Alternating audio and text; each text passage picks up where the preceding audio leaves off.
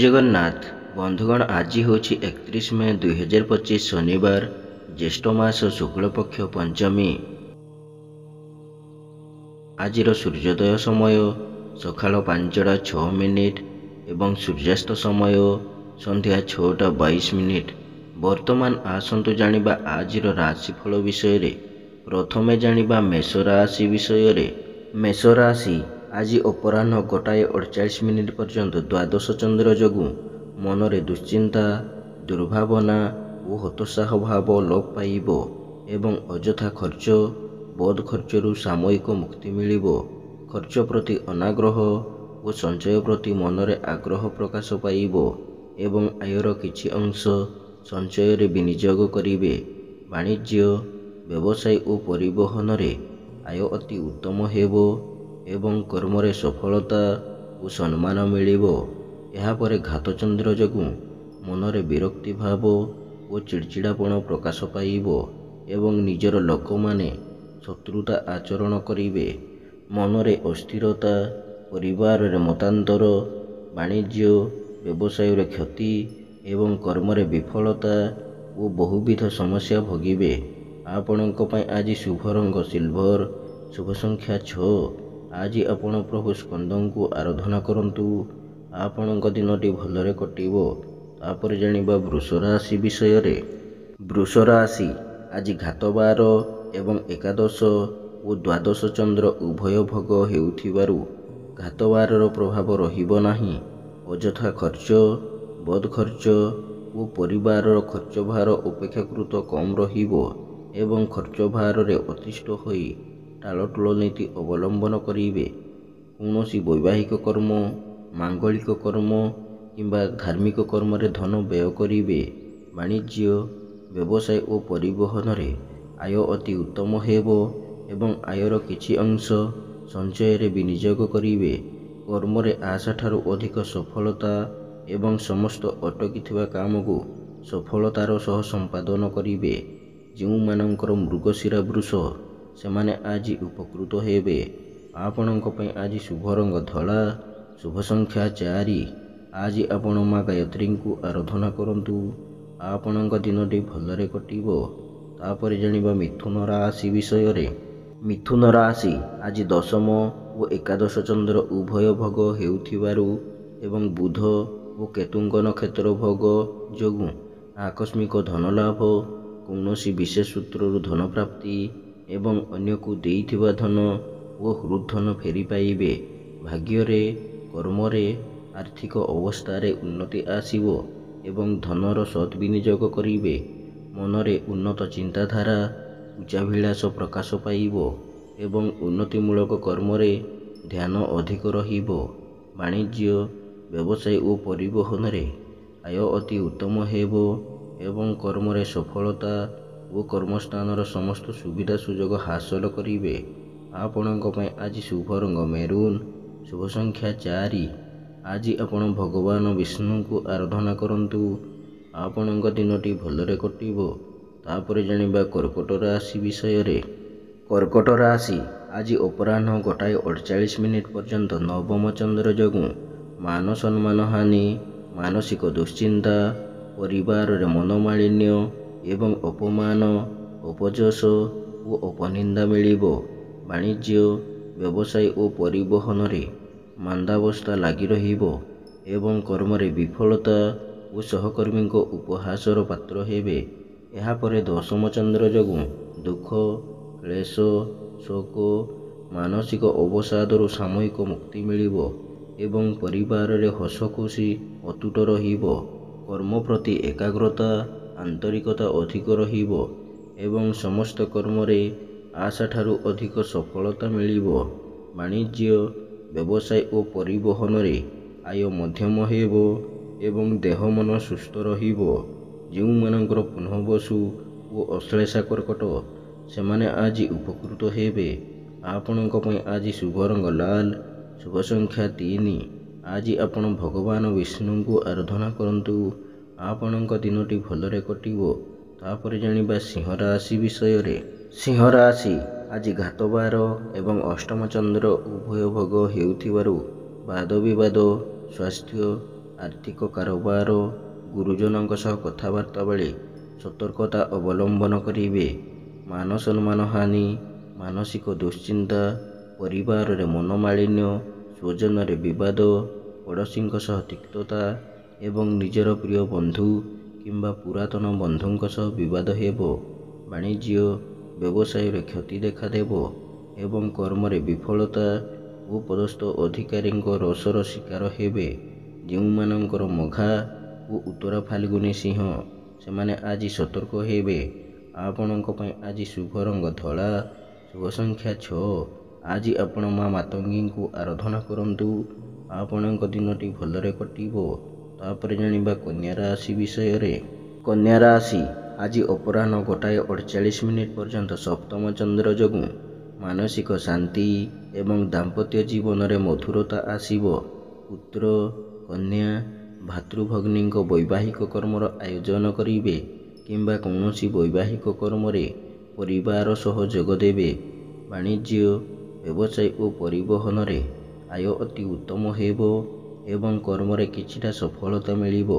ଏହାପରେ ଅଷ୍ଟମ ଚନ୍ଦ୍ର ଯୋଗୁଁ ମନ ଅସ୍ଥିର, ବିଷାଦଗ୍ରସ୍ତ ରହିବ ଏବଂ ଶାରୀରିକ ପୀଡ଼ା ଭୋଗିବେ।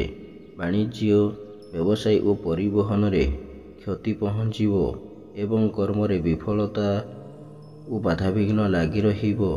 ଯେଉଁମାନଙ୍କର ଚିତ୍ରା କନ୍ୟା, ସେମାନେ ଆଜି ଉପକୃତ ହେବେ।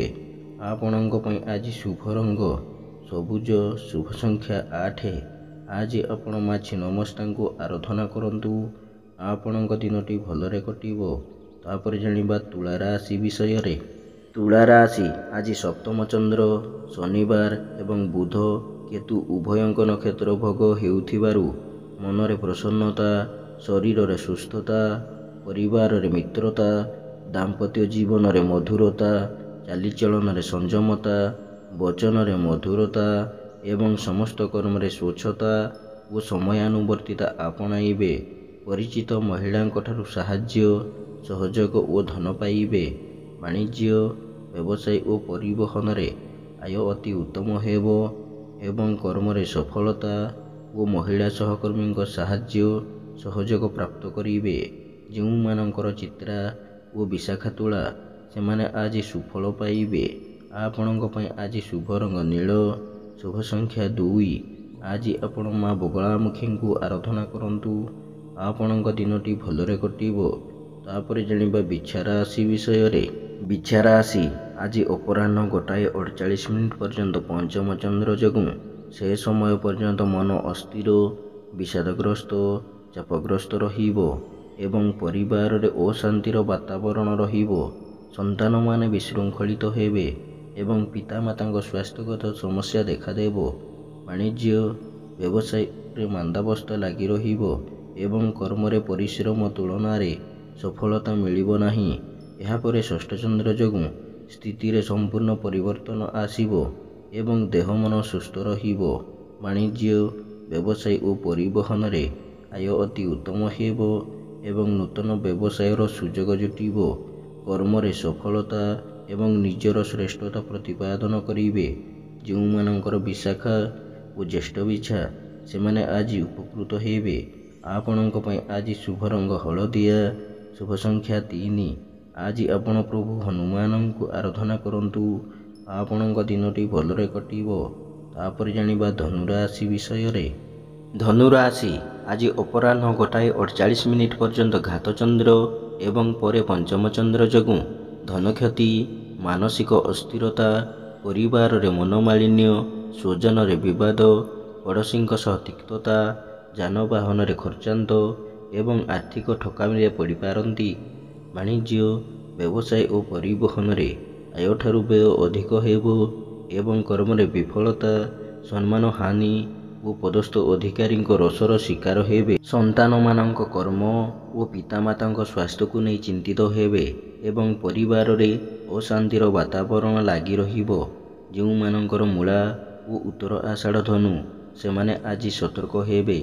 ଆପଣଙ୍କ ପାଇଁ ଆଜି ଶୁଭ ରଙ୍ଗ ଗୋଲାପୀ, ଶୁଭ ସଂଖ୍ୟା 5। ଆଜି ଆପଣ ପ୍ରଭୁ ଶ୍ରୀଜଗନ୍ନାଥଙ୍କୁ ଆରାଧନା କରନ୍ତୁ। ଆପଣଙ୍କ ଦିନଟି ଭଲରେ କଟିବ। ତାପରେ ଜାଣିବା ମକର ରାଶି ବିଷୟରେ। ମକର ରାଶି ଆଜି ତୃତୀୟ ଓ ଚତୁର୍ଥ ଚନ୍ଦ୍ର ଶନିବାର ଏବଂ ବୁଧ ଓ କେତୁଙ୍କ ନକ୍ଷତ୍ର ଭୋଗ ହେଉଥିବାରୁ ଅସମ୍ଭବକୁ ସମ୍ଭବ କରିବାରେ ସମର୍ଥ ହେବେ। ଧନ ସମ୍ପତ୍ତି ପ୍ରାଚୁର୍ଯ୍ୟ ପ୍ରତିପତ୍ତି ବୃଦ୍ଧି ପାଇବ ଏବଂ ସମସ୍ତ ଆଶା ଆକାଂକ୍ଷା ଓ ବିଳାସ ପୂର୍ଣ୍ଣ ହେବ। ନୂତନ ଭୂମି ପୂଜା ମୂଲ୍ୟବାନ ଧାତୁ ଓ ଯାନବାହନ କ୍ରୟ କରିବେ ଏବଂ ଉନ୍ନତିମୂଳକ କର୍ମରେ ଧନର ବିନିଯୋଗ କରିବେ। ବାଣିଜ୍ୟ ବ୍ୟବସାୟ ଓ ପରିବହନରେ ଆୟ ଅତି ଉତ୍ତମ ହେବ ଏବଂ କର୍ମରେ ସଫଳତା ଉଚ୍ଚ ସମ୍ମାନ ଉଚ୍ଚ ପଦବୀ ଏବଂ ପଦସ୍ଥ ଅଧିକାରୀଙ୍କ କୃପା ଲାଭ କରିବେ। ଯେଉଁମାନଙ୍କର ଧନିଷ୍ଠା ମକର ସେମାନେ ଆଜି ଉପକୃତ ହେବେ। ଆପଣଙ୍କ ପାଇଁ ଆଜି ଶୁଭ ରଙ୍ଗ ବାଇଗଣୀ, ଶୁଭ ସଂଖ୍ୟା 11। ଆଜି ଆପଣ ମା ଦୁର୍ଗାଙ୍କୁ ଆରାଧନା କରନ୍ତୁ। ଆପଣଙ୍କ ଦିନଟି ଭଲରେ କଟିବ। ତାପରେ ଜାଣିବା କୁମ୍ଭ ରାଶି ବିଷୟରେ। କୁମ୍ଭ ରାଶି ଆଜି ଅପରାହ୍ନ 1:48 ପର୍ଯ୍ୟନ୍ତ ଦ୍ୱିତୀୟ ଚନ୍ଦ୍ର ଯୋଗୁଁ ସେ ସମୟ ପର୍ଯ୍ୟନ୍ତ ମନରେ ଅସ୍ଥିରତା, ପରିବାରରେ ମନୋମାଳିନ୍ୟ ଏବଂ ଶାରୀରିକ ପୀଡ଼ା ଭୋଗିବେ। ମୂଲ୍ୟବାନ ପଦାର୍ଥ ନଷ୍ଟ କିମ୍ବା ହଜିଯାଇପାରେ ଓ ମାଲି ମକଦ୍ଦମାରେ ପଡ଼ିପାରନ୍ତି। ବାଣିଜ୍ୟ ବ୍ୟବସାୟରେ କ୍ଷତି ଏବଂ କର୍ମରେ ବିଫଳତା ଆଦି ଦେଖାଦେବ। ଏହାପରେ ତୃତୀୟ ଚନ୍ଦ୍ର ଯୋଗୁଁ ସ୍ଥିତିରେ ପରିବର୍ତ୍ତନ ଆସିବ ଏବଂ ସମସ୍ତ କର୍ମରେ ଓ ବ୍ୟବସାୟରେ ଶୁଭ ଫଳ ମିଳିବ। ଯେଉଁମାନଙ୍କର ପୂର୍ବଭାଦ୍ର କୁମ୍ଭ ସେମାନେ ଆଜି ସୁଫଳ ପାଇବେ। ଆପଣଙ୍କ ପାଇଁ ଆଜି ଶୁଭ ରଙ୍ଗ ମାଟିଆ, ଶୁଭ ସଂଖ୍ୟା 3। ଆଜି ଆପଣ ମା ବିମଳାଙ୍କୁ ଆରାଧନା କରନ୍ତୁ। ଆପଣଙ୍କ ଦିନଟି ଭଲରେ କଟିବ। ତାପରେ ଜାଣିବା ମୀନ ରାଶି ବିଷୟରେ।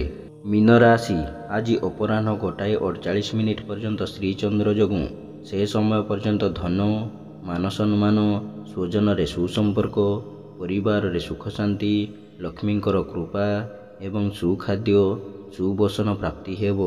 ବାଣିଜ୍ୟ ବ୍ୟବସାୟ ଓ ପରିବହନରେ ଆୟ ଅତି ଉତ୍ତମ ହେବ ଏବଂ କର୍ମରେ ସଫଳତା ଓ ସମ୍ମାନ ମିଳିବ। ଏହାପରେ ଦ୍ୱିତୀୟ ଚନ୍ଦ୍ର ଯୋଗୁଁ ବ୍ୟବସାୟରେ ମାନ୍ଦାବସ୍ଥା ଆସିବ ଏବଂ କର୍ମରେ ବିଫଳତା ଓ ବହୁବିଧ ସମସ୍ୟା ଉପୁଜିବ। ଆପଣଙ୍କ ପାଇଁ ଆଜି ଶୁଭ ରଙ୍ଗ ଧଳା, ଶୁଭ ସଂଖ୍ୟା 3।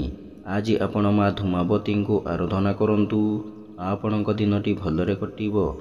ଏମିତି ପ୍ରତ୍ୟେକ ଦିନ ରାଶିଫଳ ବିଷୟରେ ଜାଣିବା ପାଇଁ ବର୍ତ୍ତମାନ ଆମ ଚ୍ୟାନେଲକୁ ସବସ୍କ୍ରାଇବ୍ କରନ୍ତୁ ଏବଂ ପାଖରେ ଆସୁଥିବା ବେଲ୍ର ଆଇକନ୍କୁ ମଧ୍ୟ ପ୍ରେସ୍ କରିନିଅନ୍ତୁ ଏବଂ ଭିଡ଼ିଓଟିକୁ ନିଜ ପରିବାର ବନ୍ଧୁବାନ୍ଧବକୁ ମଧ୍ୟ ସେୟାର କରିନିଅନ୍ତୁ। ଜୟ ଜଗନ୍ନାଥ। ନମସ୍କାର।